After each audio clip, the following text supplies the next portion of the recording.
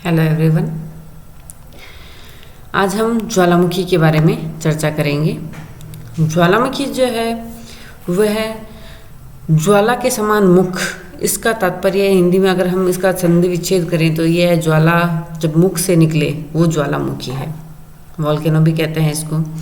तो जो ज्वालामुखी है यह आकस्मिक और शीघ्र घटित होने वाली घटना है।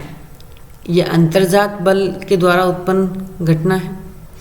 तो ये आकस्मिक होने के कारण और शीघ्र घटित होने के कारण इसके विनाशकारी प्रभाव होते हैं। तो जो ज्वालामुखी है इसके अंतर्गत जो भूप्रपटी है, इसके अंदर भूगर्भ में जो चट्टानें हैं पिघली हुई अवस्था में होती है, पिघली हुई अवस्था में है। ताप दाब बहुत अधिक है और एक बहुत तेज विस्फोट के साथ जब वो बाहर भूतल को चीरते हुए या तोड़ते हुए जब बाहर निकलती है तो वो ज्वालामुखी कहलाती है।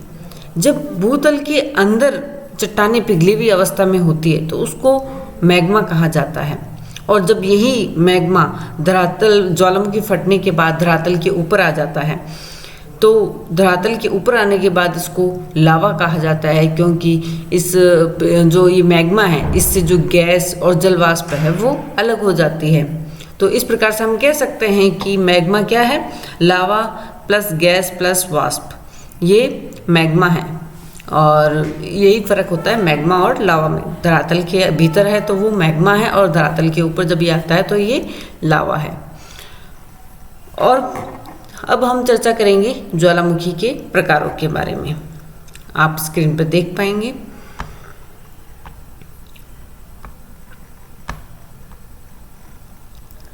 ज्वालामुखी जब फटता है तो उसमें कौन कौन सी संरचनाएं बनती है तो वो भी आप देख पा रहे हैं स्क्रीन पर।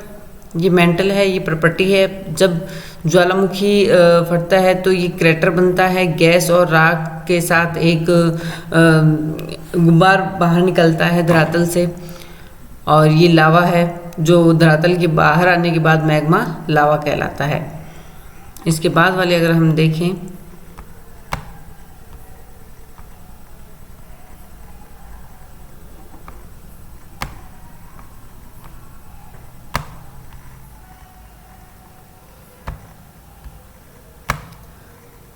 इस ज्वालामुखी के विभिन्न प्रकार हैं बच्चों,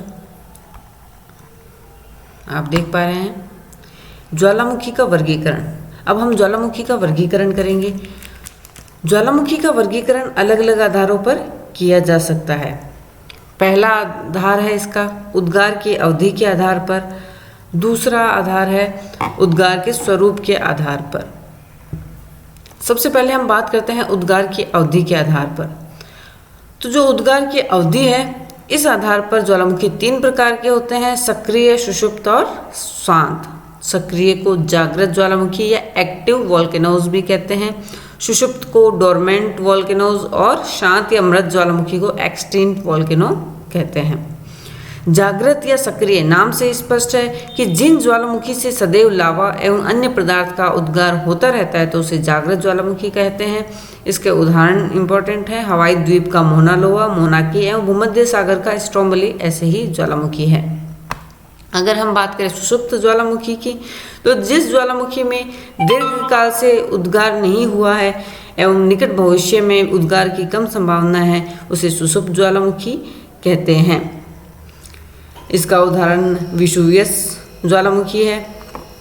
शांत या मृत ज्वालामुखी जो है जिसका उद्गार हजारों वर्ष के पश्चात पुनः उद्गार के भी जिसके कोई प्रमाण नहीं मिलते हैं, जिसके क्रेटर पर जैव जगत मिलता है, ऐसे ज्वालामुखी को शांत ज्वालामुखी कहते हैं। किलिमंजारो, कीनिया, कैमरून आदि ऐसे ही ज्वालामुखी हैं जो उद्गार के बाद सदा के लिए शांत हो गए। ईरान का कोह सुल्तान और म्यांमार का पोपा जो है ऐसे ही ज्वालामुखी है। अब उद्गार के स्वरूप के आधार पर ज्वालामुखी हम पढ़ेंगे। तो ज्वालामुखी उद्गार के स्वरूप के आधार पर दो प्रकार के हैं, केंद्रीय और दरारी उद्गार वाले।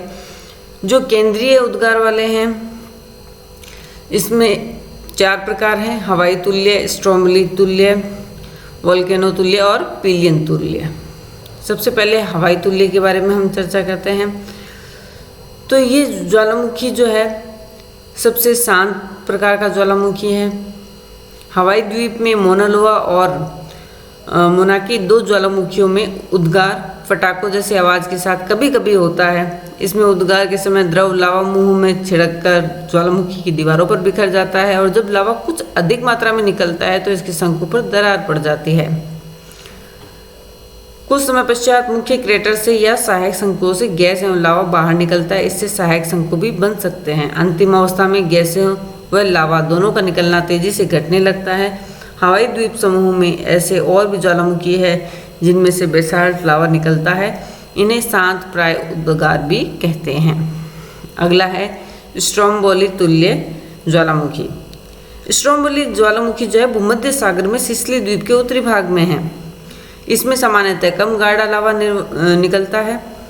उद्गार के समय कभी कभी ज्वालामुखी की नली में गैसों का दबाव बढ़ने या मध्यवर्ती अंतराल लंबा होने पर ही विस्फोट भयंकर आवाज़ के साथ होता है। लावा बेसाल्ट जैसा वह कम गाढ़ा होने से काफ़ी दूर तक फैल जाता है। इस ज्वालामुखी उद्गार में गैस एवं धुआं कम, राख, शिलाखंड व धूल अधिक निकलते हैं। कुछ लावा तो ज्वालामुखी के क्रेटर में ही गिरता जाता है, बाकी शंकु की ढाल पर गिर जाता है, अतः लावा प्रवाह जो थोड़ी दूर तक ही हो पाता है। अगला है वल्केनो तुल्य ज्वालामुखी।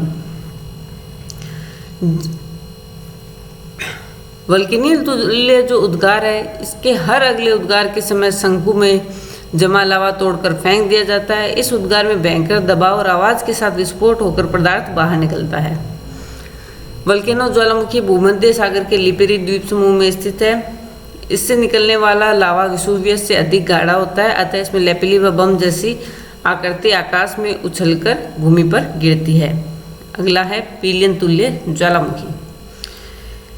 पीलियन तुल्य ज्वालामुखी गैस और जलवाष्प का दबाव अत्यधिक बढ़ जाने से उद्गार भयंकर विस्फोट के साथ होता है। इससे सर्वाधिक विनाश होता है।